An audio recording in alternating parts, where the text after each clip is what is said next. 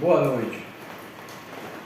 Nós vamos continuar com nossa leitura sistemática, né? Que a gente está todo dia lendo um pouquinho. Talvez vocês vão escutar um pouco de barulho aí, que é chuva, graças a Deus, Deus mandou a chuva, né? Ó, aumentando cada vez mais. Mas não tem problema não, dando para escutar a voz é o suficiente. Então nós vamos continuar aqui o nosso estudo. Hoje nós vamos falar sobre Jacó abençoa seus filhos e morre. Vocês prestem bem atenção na bênção que Jacó dá a cada um de seus filhos. Vocês lembram daquele episódio de Rúben ter deitado com a concubina de Jacó, né? Você lembra de Levi e Simeão, quando eles pegaram, mandaram que Amon e Siquém, né, quando flertaram lá com a Diná, aí mandaram que eles circuncidassem. Aí quando eles circuncidaram, Simeão e Levi foram lá e mataram todos eles lá. Vocês lembram de tudo aquilo, né? Agora aqui, ó, nós vamos ver a bênção de Jacó. Então vocês vão ver que nada ficou esquecido. Quer dizer, às vezes a gente pensa que a gente faz uma coisa e vai passar despercebido, mas vai chegar uma hora que aquilo vai ser cobrado, entendeu? Então aqui a gente vai ver agora na Jacó abençoando seus filhos antes de morrer. A sentença para cada um, a bênção de acordo com cada tribo, tá certo? Então vamos começar. Depois chamou Jacó a seus filhos e disse: ajuntai-vos e anunciar-vos-ei o que há de acontecer nos derradeiros dias. Você está vendo? Jacó falando o que ia acontecer nos derradeiros dias, né? Ajuntai-vos e ouvi, filhos de Jacó, e ouvi a Israel, o vosso pai. Rúben, que é o primeiro, o primogênito, tu és o meu primogênito, a minha força e o princípio do meu vigor, o mais excelente em alteza e o mais excelente em poder, inconstante como a água, não serás mais o excelente. Porquanto subiste ao leito de teu pai, então o contaminaste, subiste à minha cama. Está vendo como agora está sendo cobrado dele? Essa é a bênção. Essas são as bênçãos. Está vendo? Simeão e Levi são irmãos. As suas espadas são instrumentos de violência. No seu secreto conselho não entre a minha alma com a sua congregação. Minha glória não se ajunte, porque no seu furor mataram varões, e na sua teima arrebataram bois. Está vendo? Tudo isso está sendo colocado ali, ó. Cada um vai receber segundo aquilo que você faz. Cada coisa que a gente faz, a gente pensa que aquilo está esquecido, mas não está esquecido, está escrito diante de Deus. Então cada um, você lembra que a Bíblia fala, será dado um galardão a cada um, galardão segundo as suas obras. Por isso que a gente fala, hoje nós estamos vivendo no período da graça, é um período maravilhoso. Deus risca aquela cédula do passado e temos um Novo Testamento, né? O Novo Testamento de Abraão, de Sansão, de Baraque, de Gideão. O Novo Testamento deles foi totalmente diferente do testamento lá no Antigo Testamento, a qual nós estamos lendo aqui. Se você for ali para Hebreus 11, você vai ver ali os heróis da galeria da fé, né? Abraão só fala bem dele lá na galeria da fé, né? Jacó só fala bem dele lá, e você vê o que aconteceu no Antigo Testamento. Agora aqui no Novo Testamento, quando Deus veio em forma de carne, ele riscou aquela cédula, aquilo que ficou no passado, agora está tudo debaixo do sangue, né? Então os seus pecados foram perdoados, né? Agora, você veja o que você vai fazer depois disso, porque tudo vai ser cobrado. Então por isso que você tem que estar sempre pedindo perdão a Deus, sempre debaixo do sangue, porque é o sangue que perdoa nós, né? Agora, voltando para as bênçãos, Jacó abençoou os seus filhos. Então ele disse: Simeão e Levi são irmãos, as suas espadas são instrumentos de violência, no seu secreto conselho não entre a minha alma com a sua congregação, minha glória não se ajunte, porque no seu furor mataram varões e na sua teima arrebataram bois. Maldito seja o seu furor, pois era forte, e a sua ira, pois era dura, e eu os dividirei em Jacó e os espalharei em Israel. Está vendo? Olha a sentença, está vendo? Eu os dividirei em Israel, né? E os espalharei, né? Judá, agora Judá, presta atenção em Judá. Você lembra quais eram as atitudes de Judá? Judá primeiro, o que ele fez? Ele não quis ser culpado do sangue de seu irmão, que era José. Então o que ele fez? Ele deu as ideias para os irmãos dele: vamos pegar eles e vamos vender para o ismaelita, para que o sangue do nosso irmão não fique sobre nós. Então eles pegaram e venderam José para o Egito. E o que José se tornou lá? Um governador. E Judá, ele teve essa atitude. Você vê que Judá, ele se colocou diante de Jacó e falou assim: eu fico por fiador de Benjamim, né? Você vê que ele fez frente quando foi para conversar com Jacó sobre José. Então ele sempre fazia frente. Então tudo isso aí é observado. Então olha a bênção de Judá, como é que foi. Presta atenção.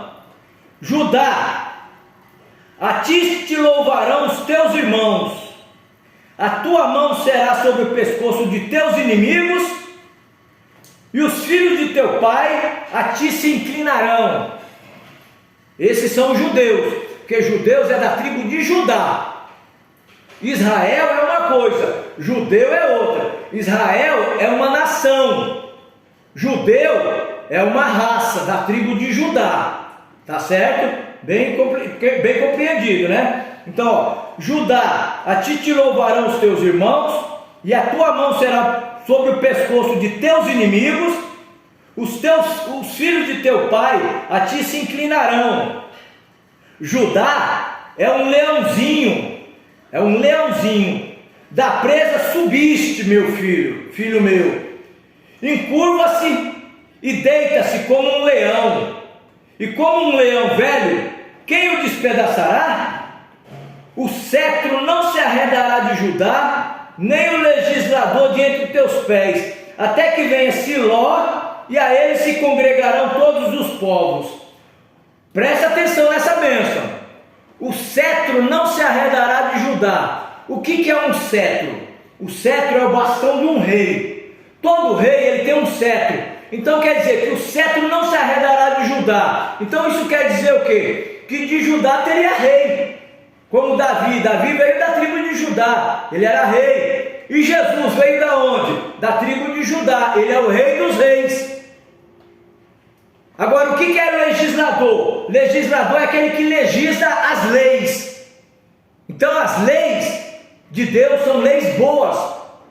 Não é essas leis que a gente tem, corruptas, essas coisas, mas é leis boas. Então, o cetro não se arredará de Judá, ou seja, o bastão do rei não se arredará de Judá, nem o legislador dentre os seus pés, aquele que legisla as leis, aquele que faz valer as leis, não coloca cargo sobre os seus filhos, né? Então é um rei justo, ele faz as leis para ajudar e não para atrapalhar.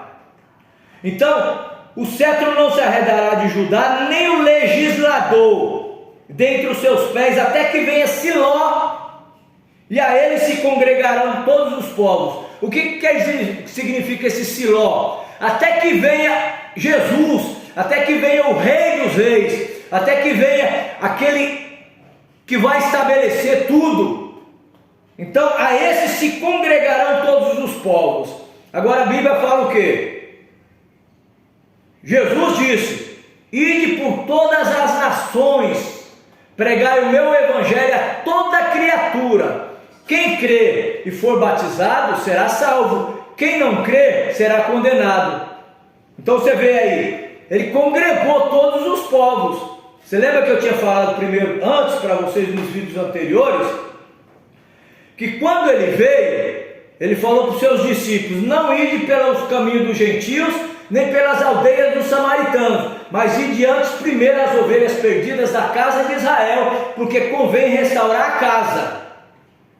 É isso? Você lembra quando ele estava conversando com aquela mulher no poço, que ele falou assim: vós adorais o que não sabeis, nós adoramos o que sabemos, porque a salvação vem dos judeus. Então, dos judeus, dali nós tivemos a existência do único Deus verdadeiro, o Rei dos Reis, Senhor dos Senhores, o Pai da eternidade, o Príncipe da paz, aquele prometido no Antigo Testamento, que agora se manifestou no Novo, para cumprir o que? A lei dos profetas. Quando ele veio para isso. Você lembra quando Pilatos perguntou para ele: tu és o rei dos judeus?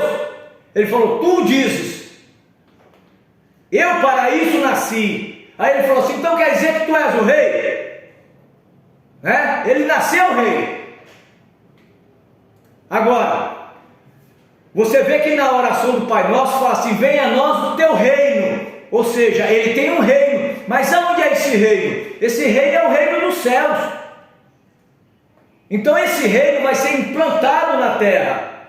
Não vai ser mais um reinado humano, onde o reinado do homem vai se acabar. Aí então Deus, ele vai porque você veja que Jesus, ele recebeu 3 títulos. Ele recebeu um título de filho do homem, ele recebeu de filho de Deus e recebeu o título de filho de Davi. Cada um desses 3 títulos tem um significado. Ou então ele teve 3 pais: filho de Davi, filho do homem e filho de Deus, né? Agora, o que significa isso? Filho do homem quer dizer profeta. Ele foi um varão profeta, poderoso em obras. Então ele fez o papel de profeta. Jesus foi um profeta, tá certo? Agora, sacerdote, filho de Deus. Você vê lá, está escrito lá: ele permanece sacerdote para sempre, né? Então ele está sentado no trono fazendo intercessão, né? Até que a sua noiva deixe a terra. Quando ele levantar do trono, que vier buscar sua noiva, é onde a graça termina. Aí vai entrar o juízo sobre a terra. Aí é quando ele vai vir pela 3ª vez, porque a primeira vez ele veio, nasceu de uma virgem. A 2ª vez ele vem para encontrar com a sua noiva nos ares, né? Nas nuvens, não é isso? Agora a 3ª vez, quando ele vier, ele vem como Rei dos Reis, Senhor dos Senhores, ou seja, da descendência de Davi. Então agora ele vem como rei. Então aqui nós estamos vendo a bênção, não é isso? Então olha aqui, ó: o cetro não se arredará de Judá, nem o legislador dentre os seus pés, até que venha Siló, e se congregarão todos os povos. Olha, presta atenção nisso. Ele amarrará o seu jumentinho à vide, e a filha da jumenta à cepa mais excelente. Você lembra que ele veio montado num jumentinho? E quando as pessoas iam jogando palmas e gritando: Hosana nas alturas, Hosana nas alturas, né? Então tudo isso aí era o que? Mostrando, simbolizando, né? O que iria acontecer no futuro. Do que? Você lembra que José falou? Anunciar-vos-ei o que há de acontecer nos derradeiros dias. Olha só o que é o título, entendeu? Como que ele estava falando, nos derradeiros dias. Então aqui ele já está falando agora, aqui essa bênção de Jacó, nos dias de Jesus, né? Ele amarrará o seu jumentinho à vide, e o filho da sua jumenta a cepa mais excelente, ele lavará os seus vestidos no vinho, e a sua capa em sangue de uvas. Sangue de uvas fala o quê? O que fala sangue de uvas?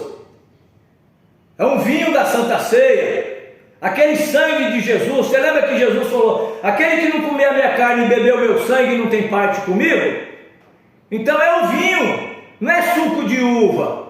O vinho, porque é o vinho que é servido em taça, em cálice. Você vê que a Bíblia fala: e Jesus tomou o cálice. E o que se toma em cálice? É suco de uva ou é vinho? Então isso tudo é coisas que a gente tem que observar, para a gente saber o que a gente está falando, né? Ele tomou o cálice, e tendo dado graça, né, tomou, e os seus discípulos também, todos eles tomaram. Agora existe um aí que só ele que toma o vinho, né? Ele toma, depois entra o outro, ele toma também, e vai tomando só ele. Mas ali não diz isso. Ali diz que ele tomou o vinho e depois todos tomaram também. Mas foi servido no que? Num cálice. E o que se serve em cálice? É suco de uva? Não, é vinho. É vinho mesmo, né? Então nós temos que observar isso. Eu já falei com vocês sobre o negócio da Santa Ceia, que lá não é pão de padaria, é pão asmo sem fermento. Era dessa forma que era tomado aqui no Antigo Testamento. E quando foi no Novo Testamento também foi a mesma coisa. Fermento fala do quê? De pecado. Então não podia ter fermento entre eles. Aquela casa que tivesse fermento seria banido deles. Então tudo é representativo. Nada que está escrito aqui é uma coisa por acaso.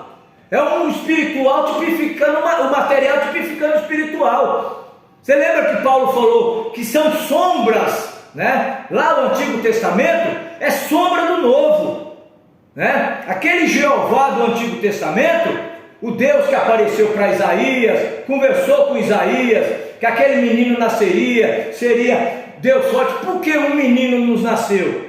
Para cumprir as profecias, quando diz: uma virgem conceberá e dará à luz um filho, seu nome será chamado Emanuel. Isso muitos anos antes de Jesus vir na terra. Aí surgiu de repente Maria. Quem era aquela Maria? Era aquela virgem. Então aquele menino recebeu um título de filho. Por quê? Porque ele nasceu de uma virgem. Mas aquele menino que tinha nascido era o quê? Era um tabernáculo que Deus, lá do Antigo Testamento, ia usar para se identificar com o homem. Jesus era a boca de Deus na terra. Era Deus andando em dois pés. Para quê? Para passar pelo mesmo que nós passamos. Você sente uma dor de cabeça? Deus também sentiu na carne. Porque ele sendo espírito, ele não podia. A Bíblia fala que nós somos resgatados com o sangue do próprio Deus. Agora eu lhe pergunto: Deus não é espírito? Espírito tem sangue? Não tem. Então como que seria isso? Deus se manifestou num corpo, e aquele corpo representava o que? O Cordeiro de Deus, um sacrifício que Deus tinha preparado para nós. Lá no Antigo Testamento não era assim? Matava-se um cordeiro, né? O sacerdote matava um cordeiro, o pecador vinha, colocava a mão sobre aquele cordeiro, e ele saía dali perdoado naqueles pecados. Pois é, mas aquilo ali era um sangue animal. Agora aqui não, aqui já era o sangue do próprio Deus. Então Deus sangrou no corpo, e aquele sangue foi por nós. Então hoje, quando nós cometemos algum pecado, Deus não vê os nossos pecados se você confessa sobre aquele sangue. Por quê? Porque ali é como se fosse um arco-íris, que Deus não vê os nossos pecados. Ele vê uma voz clamando através do sangue. Entendeu? Então é isso. Então agora aqui, ó. Os olhos serão vermelhos de vinho, não é de suco de uva. Os olhos serão vermelhos de vinho e os dentes brancos de leite. Agora vamos para Zebulon. Isso aqui foi a bênção sobre Judá. Agora vamos sobre Zebulon. Jacó está abençoando os 12 filhos dele antes de morrer. Zebulon habitará no porto dos mares e será como o porto dos navios, e o seu termo será em Sidom. Isacar é homem de fortes ossos, deitado entre dois fardos, e viu ele o descanso que era bom, e que a terra era deliciosa, e abaixou o seu ombro para acarretar, e serviu debaixo de tributos. Ou seja, esse Zaqueu era um homem forte. Então o que ia acontecer com ele? Ele ia carregar peso. Ele foi considerado dessa forma. Então essas são ou seja, lá naquele tempo, talvez ele fazia o serviço mais braçal, serviço mais brutal. Então Jacó está abençoando cada um deles segundo os feitos deles, né? Agora aqui, ó, Dan julgará o seu povo como uma das tribos de Israel. Dan será serpente junto ao caminho, uma víbora junto à vereda, que morde os calcanhares do cavalo e faz cair o seu cavaleiro para trás. A tua salvação espero, ó Senhor. Quanto a Gade, uma tropa o acometerá, mas ele a acometerá por fim. De Asser, o seu pão será abundante, e ele dará delícias reais. Naftali é uma serva solta, ele dá palavras formosas. José é um ramo frutífero junto à fonte, seus ramos correm sobre o muro. Por que José era um ramo frutífero? José é um, mas de José entrou dois, que foi Benjamim e Manassés. Ele é frutífero, está vendo? José é um ramo frutífero, tudo que ele colocava a mão era abençoado. Jacó foi abençoado, Faraó foi abençoado por causa dele, Potifar foi abençoado por ele, lá no cárcere foi abençoado por causa dele, a terra do Egito foi abençoado por ele. Então ele era um ramo frutífero. Então você está vendo que as bênçãos, tudo tem uma harmonia, existe uma lógica para toda aquela bênção, né? Agora, ele é um ramo frutífero que corre sobre os muros. Os flecheiros lhe deram amargura, e o flecharam e o aborreceram. O seu arco, porém, susteve-se no forte, e os braços de suas mãos foram fortalecidos pelas mãos do valente de Jacó. Quem é o valente de Jacó? É Deus. Então aquele mal que fizeram com ele foi sustentado pelo valente de Jacó, que era Deus. De onde é o pastor e a pedra de Israel. Jesus, ele era a pedra de esquina, ele é o bom pastor. Você vê, quando Davi falou assim: o Senhor é o meu pastor e nada me faltará. Não foi isso? O Senhor. De quem que ele está falando? Ele está falando de Deus. O Senhor é o meu pastor e nada me faltará. Quando Jesus veio na terra, ele falou assim: eu sou o bom pastor, o pastor da sua vida pelas ovelhas. Está vendo? Como é o próprio Deus, só que de uma maneira diferente. Ele agora estava manifestado em carne, como diz a Bíblia. Ele se fez carne e habitou entre nós. Por isso que ninguém quis aceitar, porque era simples demais. Deus se manifestar em carne e andar no nosso meio era demais para eles, como é demais até hoje. Por isso que até hoje eles não aceitam Jesus como o Messias prometido deles, porque era simples demais. Mas é assim que Deus trabalha, ele trabalha na simplicidade, né?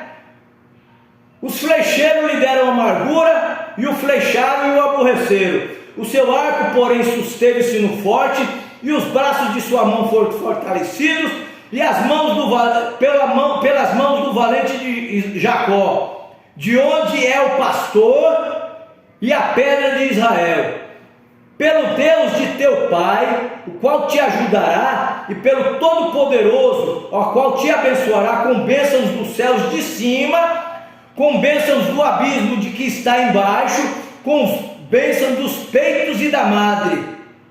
As bênçãos de teu pai excederão bênçãos de meus pais, até a extremidade dos outeiros eternos. Elas estarão sobre a cabeça de José, e sobre o alto da cabeça do que foi separado de seus irmãos. Agora Benjamim é lobo que despedaça, pela manhã comerá a pesa, e à tarde repartirá o despojo. Todas essas são as 12 tribos de Israel. E isto é o que lhes falou seu pai, quando os abençoou. A cada um deles abençoou segundo a sua bênção. Depois ordenou-lhes e disse: eu me congrego ao meu povo, sepultai-me com os meus pais na cova que está no campo de Efron, o Eteu, na cova que está no campo de Macpele, que está em frente a Manre, na terra de Canaã, a qual Abraão comprou com aquele campo de Efron, o Eteu, por herança de sepultura. Você lembra desse campo de Efron que Abraão comprou? Queria ser dado para ele. Ele falou: não, eu não quero, eu quero comprado. Os filhos de Deus, eles não querem nada de graça, para depois alguém falar assim: não, eu enriqueci ele. Não, eles não querem isso.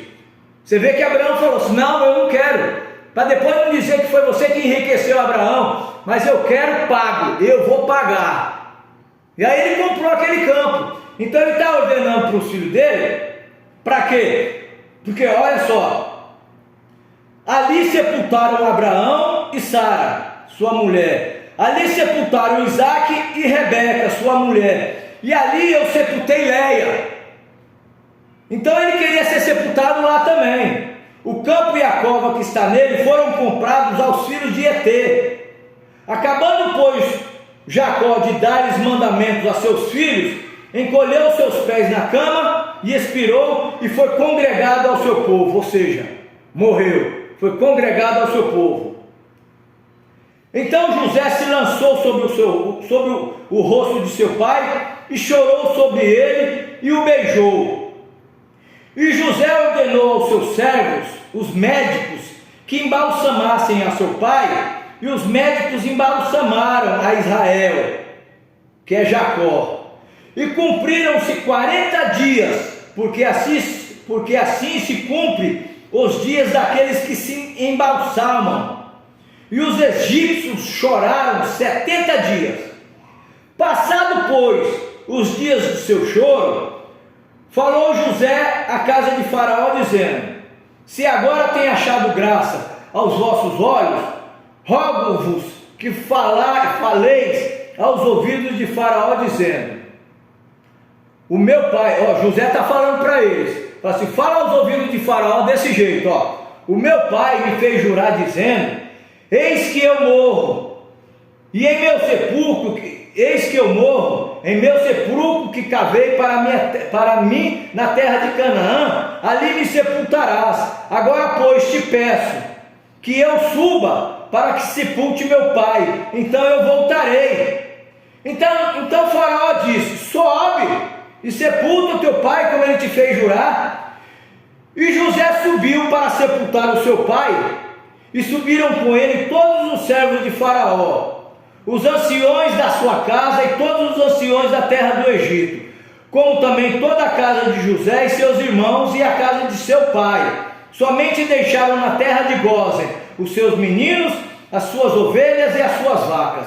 E subiram também com ele tanto carro como gente a cavalo, e o concurso foi grandíssimo. Chegando-se eles, pois, à eira do espinhal, que está além do Jordão, fizeram um grande e gravíssimo pranto, e fez a seu pai um grande pranto por 7 dias. E vendo os moradores da terra, os cananeus, o luto da eira do espinhal, disseram: este é o pranto dos egípcios. Por isso chamou o seu nome Abel-Mizraim, que está além do Jordão. E fizeram-lhe os seus filhos assim como ele lhe ordenara. Pois os seus filhos o levaram à terra de Canaã e o sepultaram na cova do campo de Macpela, que Abraão tinha comprado no campo por herança de sepultura, a Efron, o Eteu, em frente de Manre. Agora, José anima seus irmãos. Depois tornou José para o Egito, ele e seus irmãos, e todos os que com ele subiram a sepultar seu pai, depois de haver sepultado a seu pai. Vendo então os irmãos de José que seu pai estava morto, disseram: porventura nos aborrecerá José, e nos pagará certamente todo o mal que nós lhe fizemos. Portanto, eles vieram a José dizendo: teu pai mandou antes da sua morte, dizendo: assim direis a José: perdoa, rogo-te, a transgressão de teus irmãos e o seu pecado, porque te fizeram mal. Agora, pois, rogamos-te que perdoe a transgressão dos seus servos, do Deus do teu pai. E José chorou quando eles lhe falaram. Eles estavam com medo de José agora. Ele já achou, porque Jacó morreu, agora ele ia cobrar dos irmãos dele o mal que fizeram para ele, vendendo eles para lá, né? Então José chorou na hora que ouviu aquilo, né? Aí depois vieram também seus irmãos, prostraram-se diante dele. Olha só, se prostraram diante dele. Você lembra quando José teve um sonho que eles iam se prostrar todo diante de José? Olha aqui, ó, se prostrando de novo, tá vendo? Mas agora está todo mundo consciente. Agora todos estão conscientes daquela profecia, né? E prostraram-se diante deles e disseram: eis-nos aqui por teus servos. E José lhe disse: não temais. Por quê? Porventura estou eu em lugar de Deus? Vós bem tentais mal contra mim, porém Deus o tornou em bem, para fazer como se vê nesse dia, para conservar em vida a um povo grande. Agora, pois, não temais, eu vos sustentarei a vós e a vossos meninos. E assim os consolou e falou segundo os corações dele. Agora é a morte de José. José, pois, habitou no Egito, ele e a casa de seu pai, e viveu José 110 anos. E viu José os filhos de Efraim, da terceira geração, também os filhos de Moaquim, filho de Manassés, nasceram sobre os joelhos de José. E disse José a seus irmãos: eu morro, mas Deus certamente vos visitará e vos fará subir desta terra, para a terra que jurou a Abraão, a Isaque e a Jacó. E José fez jurar os filhos de Israel, dizendo: certamente vos visitará Deus, e fareis transportar os meus ossos daqui. E morreu José da idade de 110 anos, e o embalsamaram e o puseram num caixão.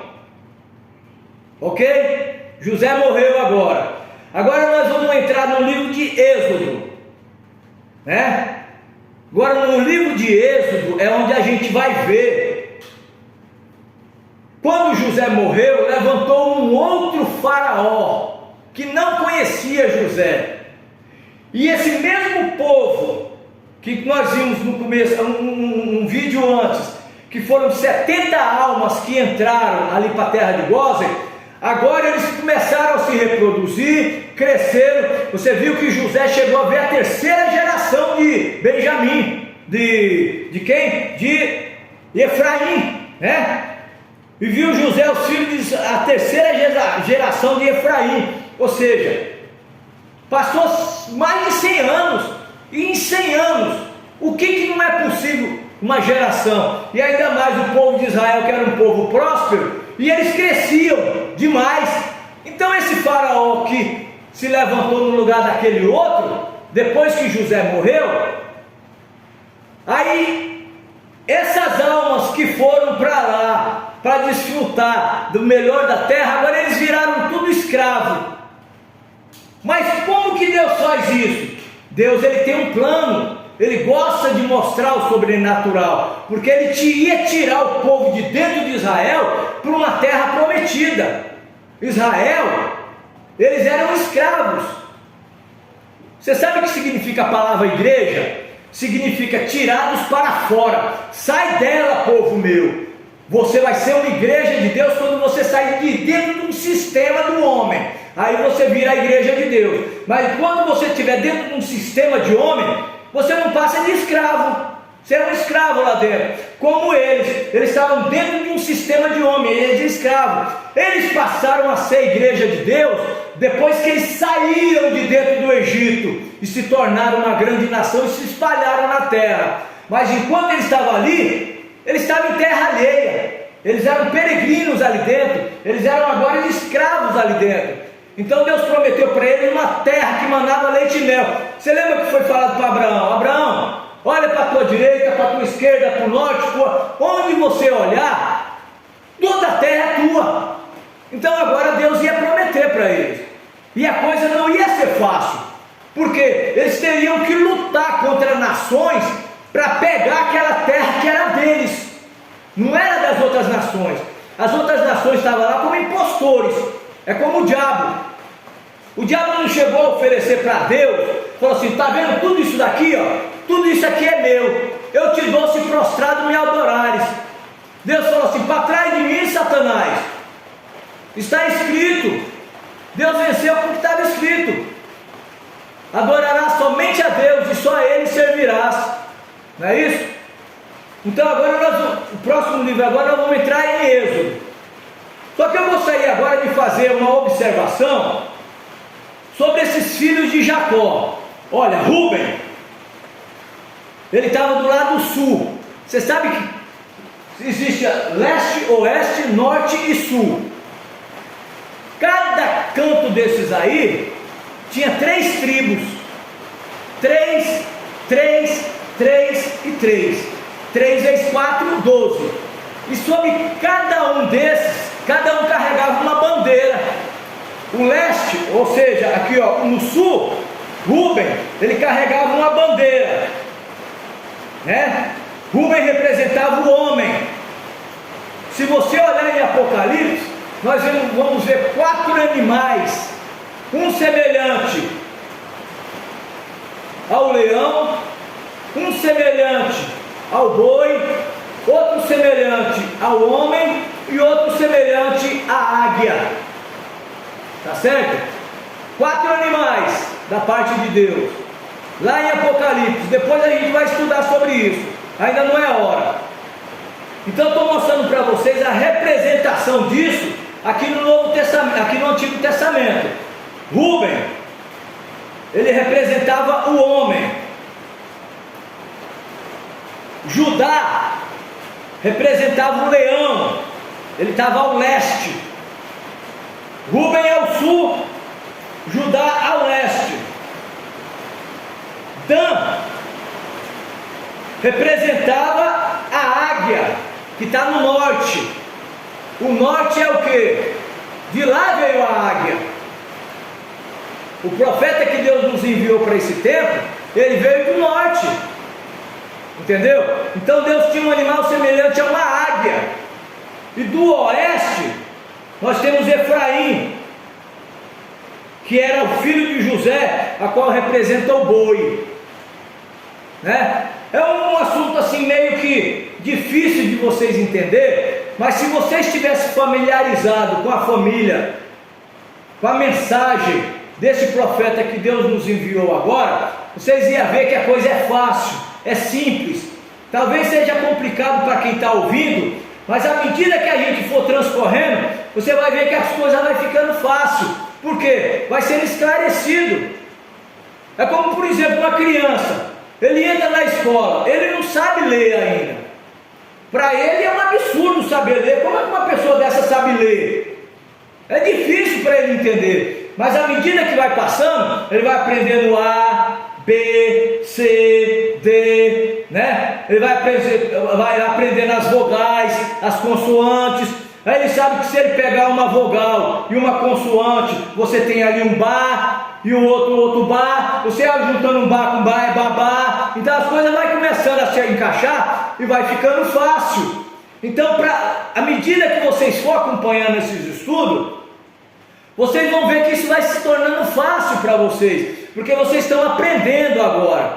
Agora, como eu falei para vocês, esses ensinamentos não é meu, não é intelecto meu, não é sabedoria minha. Isso aí eu estou falando porque eu aprendi através da mensagem de um profeta que Deus enviou para essa era.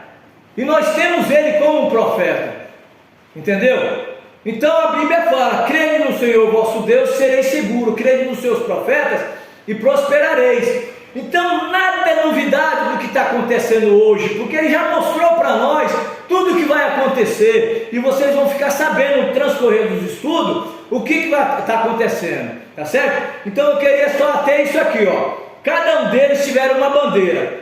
Rubens teve uma bandeira no sul, Judá teve uma bandeira no leste, Dan teve uma bandeira no norte e Efraim teve uma no oeste. Agora, a bandeira de Rubem era um homem na bandeira. A bandeira de Judá era um leão.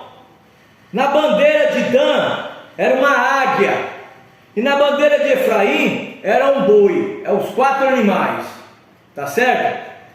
Por que eu estou falando isso? Porque mais para frente a gente vai precisar conhecer sobre esses 4 animais aqui, ó, para vocês entenderem o Apocalipse, a qual a gente vai entrar sobre os selos.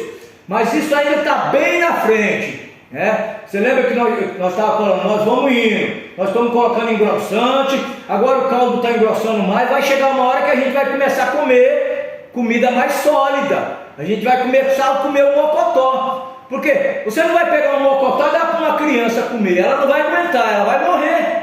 Ela tem que beber leite. Por isso que Paulo fala, quando eu era menino, corria como menino, discorria como menino. Mas depois que eu cheguei a ser grande, eu parei com as coisas de menino. Agora você vai comer coisa grande. Então vamos de degrau em degrau que a gente chega lá, tá certo? Então por aqui eu encerro e a gente vai começar agora no livro de Êxodo, primeiro capítulo, tá certo? Deus abençoe a vocês e tenham todos uma boa noite.